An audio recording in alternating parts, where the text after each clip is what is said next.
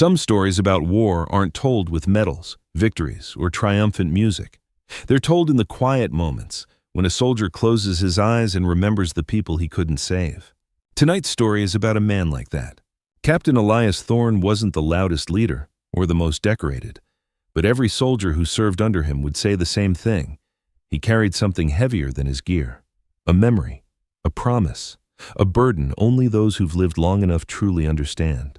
One night, on a battlefield swallowed by darkness and smoke, he was forced to make a choice, one that echoed a mistake from years earlier: obey the order, or save the men who trusted him with their lives. And what he chose that night changed everything. So sit with this story. Listen closely. Because it isn't just about war, it's about responsibility, regret, courage, and the quiet redemption every human being hopes for before their time is up.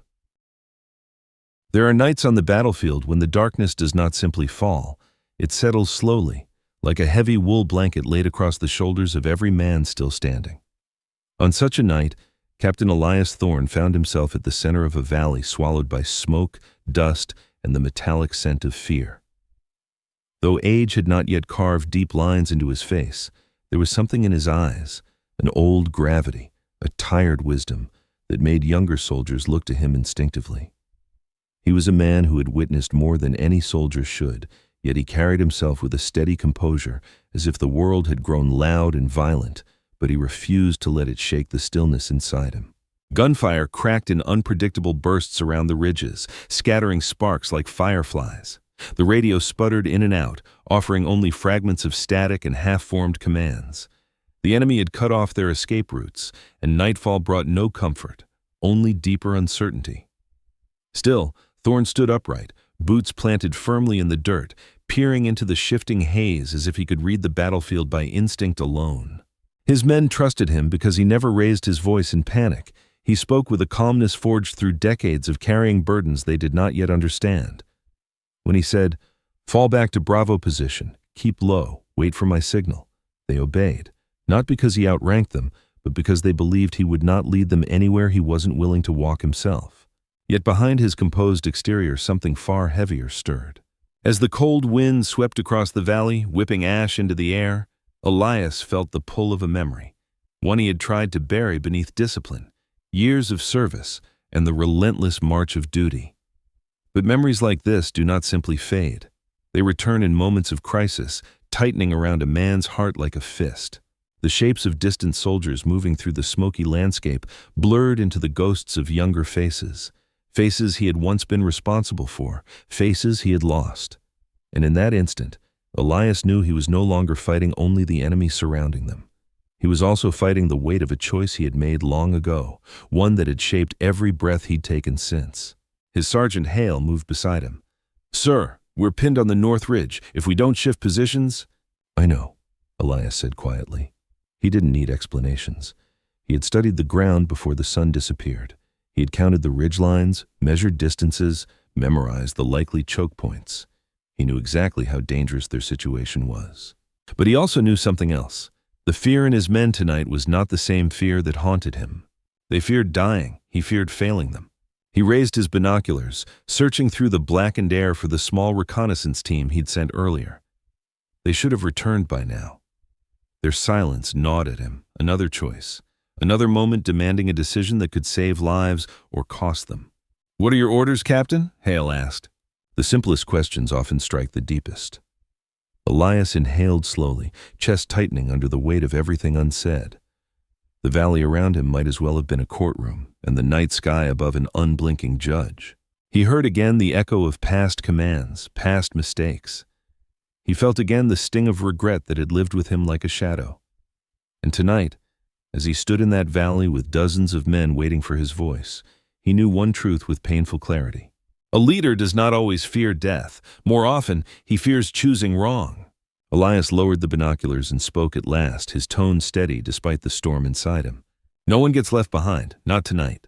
The words were simple. To his men, they sounded like reassurance. But to Elias Thorne, they were a vow, one forged not from strategy, but from a scar that had never healed. There are certain memories a man carries not in his mind, but in his bones. Memories that settle deep, where neither time nor reason can soften them. For Captain Elias Thorne, that memory lived with him every day, a quiet ache beneath the stern discipline he wore like armor. It was the kind of memory older veterans speak of only when the night is long and the room is filled with people who understand loss without needing it explained.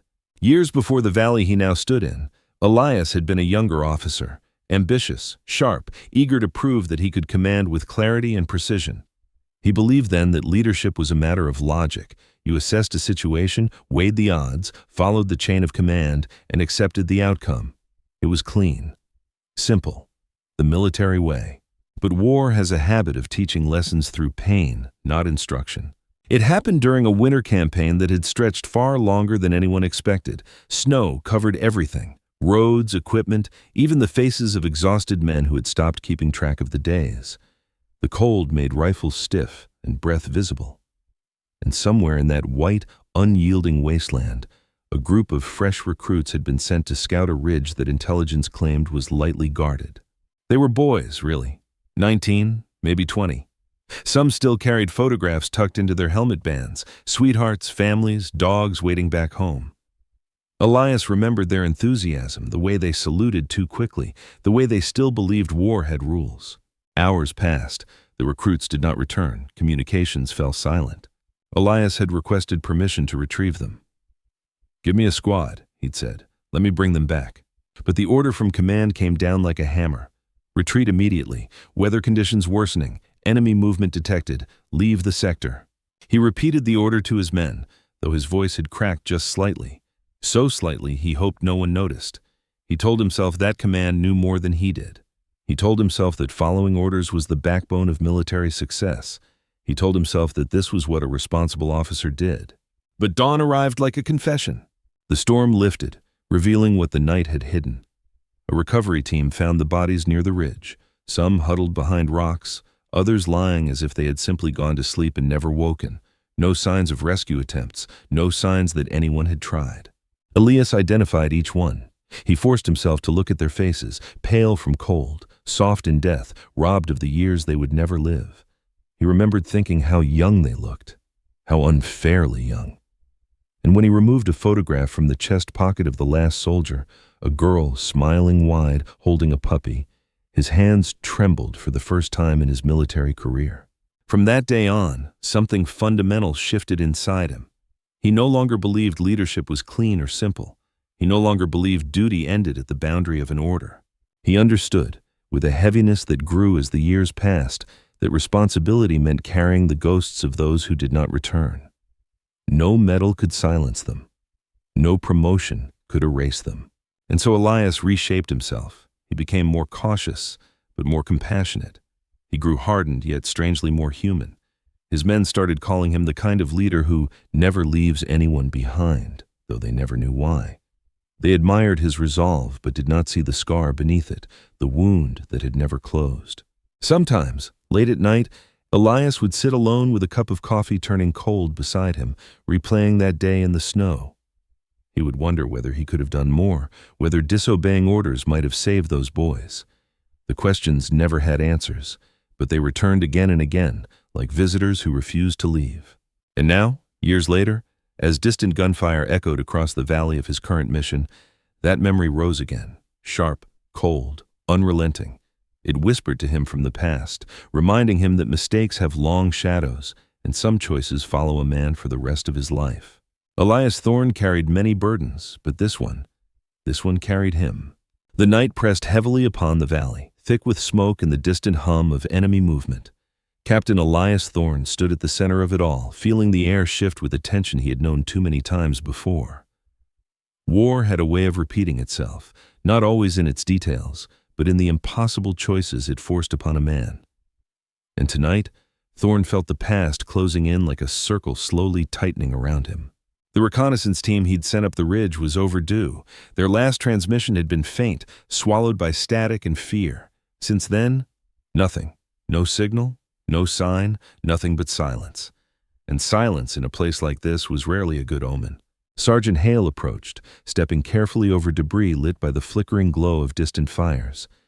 Hale was seasoned, steady, the kind of soldier who knew how to keep a level head even when the world tilted sharply.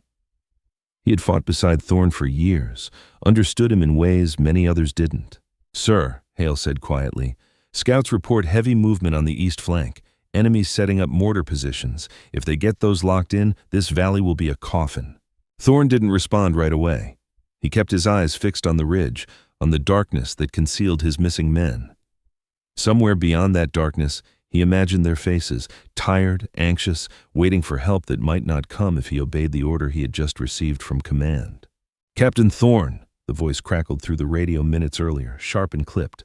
"Hold your position. Do not divert resources. Do not send retrieval teams. Priority is to secure the valley. That is final." Final! The word hung in the air like a door slamming shut. But Hale had heard the order too.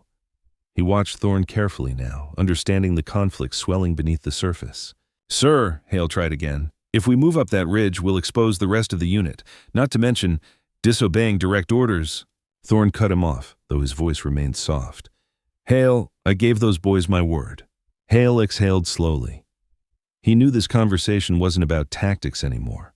It wasn't even about survival. It was about something older, deeper. A quiet promise Thorne had made to himself years ago in a snow-covered valley filled with young men who never made it home. "Sir," Hale said gently, "your career—" "My career," Thorne interrupted, "isn't worth more than their lives." And that was the truth, plain and unadorned. A truth Hale respected, even if he feared where it might lead.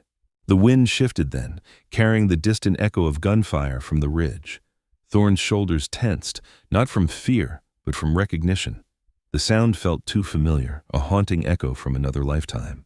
He remembered the winter campaign. He remembered the order to retreat. He remembered standing still while the young and hopeful froze in the dark. Not again, not tonight. Duty was complicated for men like Thorne, men who had lived long enough to understand that orders could be clean, but consequences rarely were. He knew the manual. He knew the rules. But he also knew what it was like to lie awake at night, staring into the dark, wishing you had been braver when it mattered most. "Sergeant," Thorne finally said, his voice steadying, "assemble a rescue team, quietly. We move in 5. Hale closed his eyes for a moment, accepting the decision. He opened them again with a firm nod. "Yes, sir." As Hale walked away to gather the men, Elias remained where he stood, looking toward the ridge as if he could see through the darkness. But he wasn't looking for signs of danger. He was looking for redemption. Each breath he took felt heavier, but also clearer. In breaking the order, he wasn't acting against the military. He was acting for the men who trusted him, the ones he refused to abandon. Duty, he realized, wasn't always about obedience. Sometimes it was about humanity, and sometimes the old soldiers, those with gray sprouting at their temples and stories etched into their bones, knew that better than anyone. Thorne adjusted his helmet strap and slung his rifle over his shoulder. He felt older than he had an hour ago, but also more certain. Tonight's choice would come with consequences, but so had the choice he made years ago in the snow. He could not change the past, but he could refuse to repeat it. "Hold on, boys," he whispered into the wind. "I'm coming." The climb up the ridge was slow, treacherous, and shrouded in a darkness so thick it felt almost physical. Every rock, every broken branch, every loose patch of earth threatened to give away their position.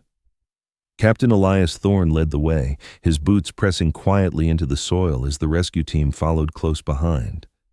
They moved not with the urgency of men rushing into danger, but with the solemn resolve of those stepping into history, men who understood that some decisions once made reshape a life forever. Halfway up the incline, the distant thump of mortar fire echoed from the valley below. The enemy had begun their assault early. Elias paused, turning just enough to look at Hale. "They're targeting the valley," Hale whispered, eyes widening. "If we'd stayed—" Elias shook his head gently. "Focus on the ridge. The valley will have to take care of itself." But the truth was simpler and more painful. If they had stayed, if he had obeyed orders, many of his men would be dead already. The knowledge tightened something inside his chest, something that felt like both vindication and dread. Choices always carried consequences. Tonight, he was beginning to see both at once. They reached the ridge crest just as a faint burst of gunfire cracked through the air. Elias raised a fist, signaling the group to stop. He crouched low, peering through the gloom. Through the tangle of shadows, he could make out the silhouettes of bodies huddled behind rocks, soldiers, unmoving, but not fallen. They were alive, barely. "Captain," Hale murmured, "we found them." Elias moved forward, dropping to his knees beside the first scout. The young man was trembling violently, his face streaked with dirt and blood.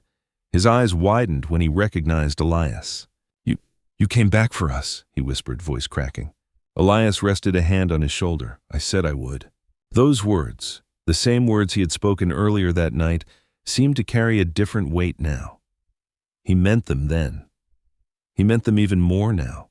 The scouts were injured, some unable to walk, but all alive, and that alone felt like a blessing, carved from the very edge of despair. The rescue team worked quickly, binding wounds, stabilizing fractures, preparing makeshift stretchers. Time was not their ally. But fate, for once, seemed to be. Just as they prepared to begin their descent, an explosive boom rang out from deep within the valley. The ground trembled. A shockwave rolled across the ridge, rattling loose stones and sending a cold jolt through every man present. "What the hell was that?" Hale hissed, steadying himself. Elias turned toward the valley, where a plume of smoke was rising in an unnatural pattern, wide, forceful, spiraling upward like a signal flare from the earth itself. Hale lifted his binoculars, scanned, and then froze. "Sir, the mortars hit something big. Looks like an underground command bunker. Enemy command. It's gone." Elias's breath caught. The order he disobeyed, the order to stay in the valley, would have placed his entire unit directly in the path of that explosion. Their survival was not the result of strategy, it was the result of a single choice, his choice, the one command never intended him to make. Ripples, unexpected, uncontrollable ripples. War had always worked that way, but never before had Elias felt its strange fairness so fiercely. As they began escorting the wounded scouts down the ridge, the radio crackled back to life. A shaken voice from battalion headquarters came through. "Captain Thorne, your position was compromised. Casualties avoided due to your movement off-site. Stand by for further." The transmission broke off, but the message had already landed. Hale glanced at him. "Sir, seems like the risk you took saved more than just these boys." Elias didn't answer. He wasn't ready to feel pride, nor relief. Consequences were still waiting for him. Command would not overlook his defiance simply because luck happened to stand on his side tonight. But as the scouts leaned on him for support, as the night wind carried the fading echoes of artillery across the valley, Elias felt something he had not felt in years, a quiet, fragile sense of redemption. He had chosen differently this time, and lives had been saved because of it. For a man who had lived with ghosts, that meant more than any medal ever could. Morning arrived quietly, the kind of morning that does not break but slowly unfolds, like an old soldier rising carefully from sleep. The sky was a muted gray, and thin bands of sunlight filtered through drifting smoke. Captain Elias Thorne stood at the edge of the temporary field station, hands clasped loosely behind his back, watching medics tend to the rescued scouts. They were alive, bruised, shaken, but alive. The sight should have brought him peace. But peace, Elias knew, was a fragile thing, and for men like him, it rarely came without a cost. The notification arrived just after sunrise. A courier, young and nervous, delivered it with rigid posture and eyes that wouldn't quite meet Elias's own. "Captain, command requests your presence," he said quietly, then added almost apologetically, "It's regarding last night's deviation." Deviation, it was a gentle word for disobedience. Elias nodded, dismissed the courier, and remained still for a moment longer. The world seemed quiet. Too quiet.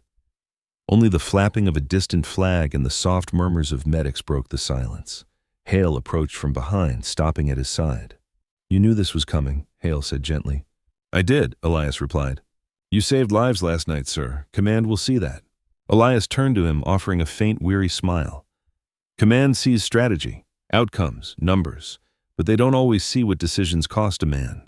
Hale looked at him with the deep respect of someone who had witnessed the weight Elias carried. Maybe they should. Inside the command tent, senior officers waited with stiff expressions. Some looked irritated, others conflicted. Elias saluted, then stood straight, shoulders squared, expression unflinching. He had walked into rooms like this before, but never with such clarity of conscience. The commanding officer cleared his throat. "Captain Thorne, you disobeyed a direct and explicit order. Your decision placed multiple units at risk and compromised operational structure. That is not a small matter." "No, sir," Elias replied calmly. "It isn't. But," the officer continued, shifting uncomfortably, Your unauthorized movement also prevented catastrophic casualties. Intelligence confirms the mortar strike destroyed a major enemy command facility. Had you remained in the valley," he paused, "we would be discussing far greater losses today." The tent fell silent. Elias said nothing. He didn't feel triumphant. He didn't feel vindicated. He felt only the steady truth that he had acted according to a promise he made long ago, one written not in manuals but in the memory of those he could not save. "Given the circumstances," the officer resumed, "you will be reassigned, a non-combat administrative post, effective immediately." It was not dishonor, but it was a quiet removal, a way of acknowledging his value while eliminating his unpredictability. Elias saluted. "Understood, sir." As he stepped outside, the morning light greeted him with an almost tender softness. Hale hurried to meet him. "Well?" Hale asked. "It's done," Elias said simply. "Are you all right?" Elias looked past Hale to the scouts sitting in the distance. One of them raised a hand in quiet gratitude. Elias nodded back. "I will be," he said. They walked together across the field. Hale placed a steadying hand on his shoulder. "Sir, you did the right thing. Even if command can't say it, we can." Elias breathed deeply. "Hale, I didn't do it for command." He paused, looking out over the valley where so many decisions, past and present, had shaped him. "I did it because once I didn't go back, and I've lived with that mistake every day since." Hale swallowed hard. "Maybe now you can let it go." Elias didn't answer right away. The wind brushed past him, carrying the scent of dirt, smoke, and something faintly hopeful. "I don't know if a man ever lets go completely," he finally said, "but maybe he learns to carry it differently." They reached the edge of the field where a truck waited to take Elias to his new assignment. Before stepping inside, he turned one last time, looking at the faces of the men he had saved, the men he had led, the men who had trusted him even when his path was uncertain. Leadership had taught him many things: strategy, discipline, endurance. But life had taught him something deeper. A man is not measured by the orders he obeys, but by the people he refuses to abandon. With that truth settled firmly in his heart, Elias Thorne stepped onto the truck, not defeated, not broken, but quietly redeemed.